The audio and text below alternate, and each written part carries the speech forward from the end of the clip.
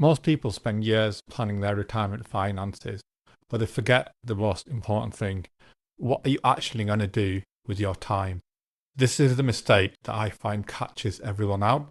So my name's Zach Hussain and I'm the founder of financialeducation.co.uk, and I've spent over 25 years helping people plan for their retirement. And I've seen this problem destroy retirement again and again. So watch this video for some tips that will help you retire. Now, this might be a strange thing to say, but I think purpose can matter more than money in retirement. So you might have found that you've got a decent pension sorted, but having money without purpose can make your retirement miserable. So I was talking to someone quite recently who had retired and they had everything planned financially. But 6 months in, they were climbing the walls. What they'd found was that work had given them structure and a reason to get up in the mornings. But when that disappeared, so did their sense of who they were. And this isn't unusual at all. I see it time and time again when I speak to people. See, depression affects about 25% of people over the age of 65. That's a very sobering statistic. And retirement without purpose is a major trigger for that. So what happens next matters more than your bank balance. You see, there are 3 predictable stages when it comes to retirement. The first is the honeymoon period, where everything feels brilliant. You're finally free and you're absolutely loving it. But then comes the disenchantment stage, and that usually happens around month 3 for many people. The excitement wears off and boredom starts to kick in.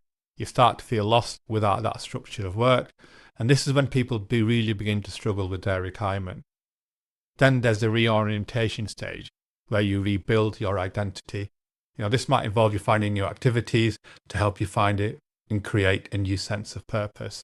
See, most people don't know these stages exist before they retire, but having an understanding of this will help you think through what your retirement will look like. When people stop working, they sometimes forget what they're also losing, because work gives you more than just money. It gives you identity and it gives you status. So when people ask what you do, your job is the answer. Work also provides daily structures and it gives you routines. You know exactly what you're doing and when you're doing it. And then, of course, there's a social aspect of work for many. Your colleagues can often become friends, and people often find their long-term partners in the workplace as well. You have daily chats and shared experiences, but then all this disappears overnight. It's a massive shock to the system. That's why planning what replaces work is so important for planning your retirement. So this is the most crucial thing that I recommend to everyone. Start planning your purpose before you retire. Don't wait until your last day to start thinking about this. Start planning your retirement purpose at least 6 months before you leave. Write down what actually matters to you. What did you enjoy about work beyond the money? Was it the problem solving, the teamwork, or helping others, or even just the social element? Identify those core elements and find new ways to replace them and get them in a different way. You can think about different activities that you can do or new things that you want to try. Maybe even find new skills that you've always wanted to learn or to even teach people those skills. See, this planning time is as important as sorting out your finances, and it makes the transition to retirement far much easier. So if you are looking for something to do and you're not sure what, well, volunteering. So I find volunteering is brilliant for replacing work and what work gave you. So 2/3 of people over 50 in the UK already volunteer. It helps give you structure, social connections, and a sense of achievement again. You can of course use your professional skills to help others as well. Or you can find that you learn something completely new if you fancy doing something different and giving something else a chance. Options can include mentoring young people, helping at food banks, or even just working in a charity shop.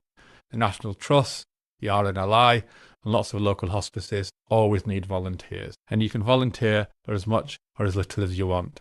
You can start with 1 day a week or even half a day a week and see how that feels and build up. You might find that this helps give you a routine without the pressure of having to actually go to work.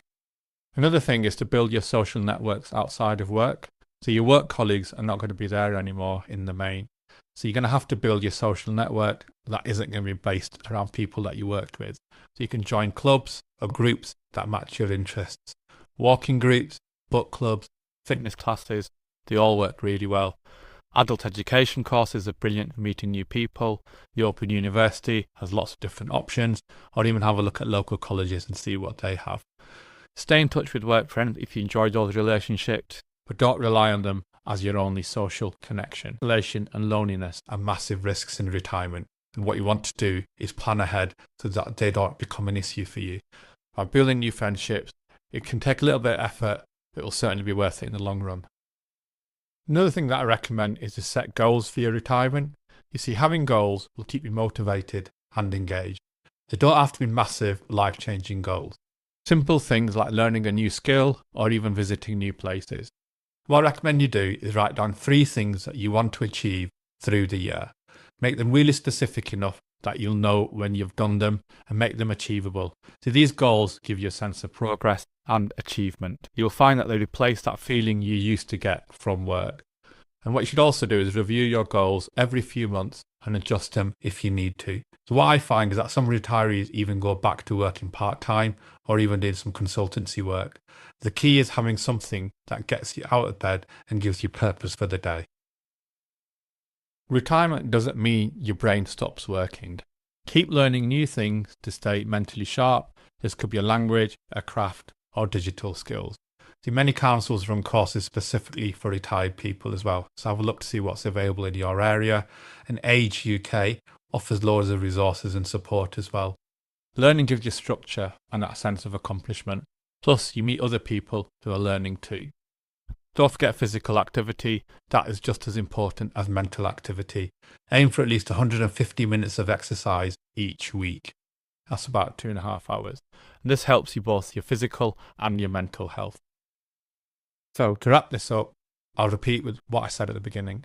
The biggest mistake people make is retiring without a plan for their purpose. They sort out their finances, but forget about what they're actually going to do. This can lead to boredom, loneliness, and sometimes depression. So start planning your purpose at least 6 months before you retire. Write down what matters to you the most and what you enjoyed about your workplace, and look into volunteering opportunities that match your particular skills and interests. And build social connections outside of work through clubs and groups. And set yourself goals, even if they're really small. That sense of achievement will really help you. And keep learning and stay physically active. The transition takes time, so do be patient and do look after yourself. And remember those 3 strategies and know what the difficult bit is the middle. For more help with retirement planning, you can visit PensionWise or even the UK Care Guide website. If this helped you think differently about retirement, please give this video a like. And subscribe for more practical advice on UK finances and retirement planning. Good luck and goodbye.